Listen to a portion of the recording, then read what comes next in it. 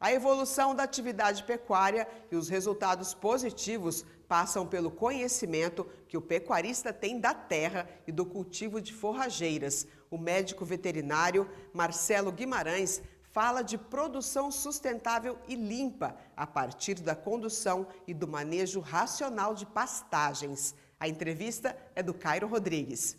Bom dia, Marcelo. Bom dia, cara. Um prazer estar falando com vocês novamente aqui do Noticiário Tortuga. Prazer é todo nosso em recebê-lo aqui mais uma vez. Muitos agricultores são excelentes agricultores, mas os pecuaristas, eles não são bons agricultores e é fundamental que eles deem atenção ao pasto também, né, Marcelo? Por quê? O fundamento da nossa pecuária nacional, a bovina, né, ela é em sistema de pastagem.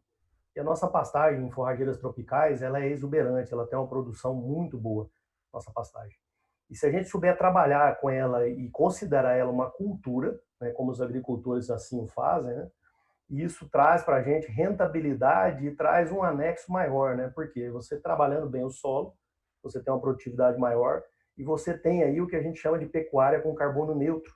Quando você trata as pastagens aí de maneira correta e você maneja corretamente essas pastagens, você traz pouco emissão de carbono ou zero emissão de carbono aí na atmosfera, né? E você tem muito mais sequestro de carbono, que é a função justamente das plantas, né, fazerem isso, do que você tem aí emissão de carbono. Então, no final, fica aquela política do ganha-ganha, né?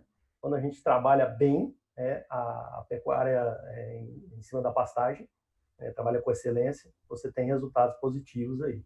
Quais são os principais pontos que os produtores eles precisam olhar aí com atenção com respeito à pastagem, para ele ter uma pastagem de qualidade? Primeiro ponto, cara, é a gente saber qual é a área que eu tenho de pasto na fazenda, né? Então, saber toda a área minha de pasto. E saber qual é a capacidade de suporte que essa área me fornece, ou seja, quantos animais ou quantos quilos de peso eu posso colocar em cima dessa pastagem por ano, para que os animais não passem necessidades, né, e a gente consiga produzir sem eu degradar essa área. Segundo, qual é a divisão que eu faço dessa pastagem, porque o melhor manejo que eu tenho para pasto hoje chama-se cercamento.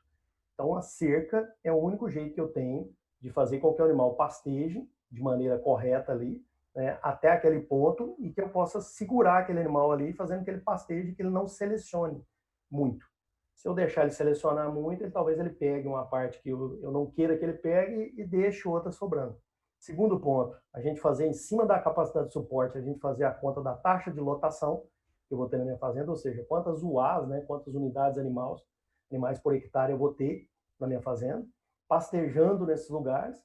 E terceiro, né, os meus lotes de gado. Então, quando eu faço a divisão por cercamento, eu faço a divisão em lotes também do gado, e eu faço o manejo dessa pastagem como ponto de entrada e ponto de saída, e fazer com que o pasto fique arraigado, né, ou seja, que ele aprofunde as raízes, e eu não preciso reformar esse pasto nunca.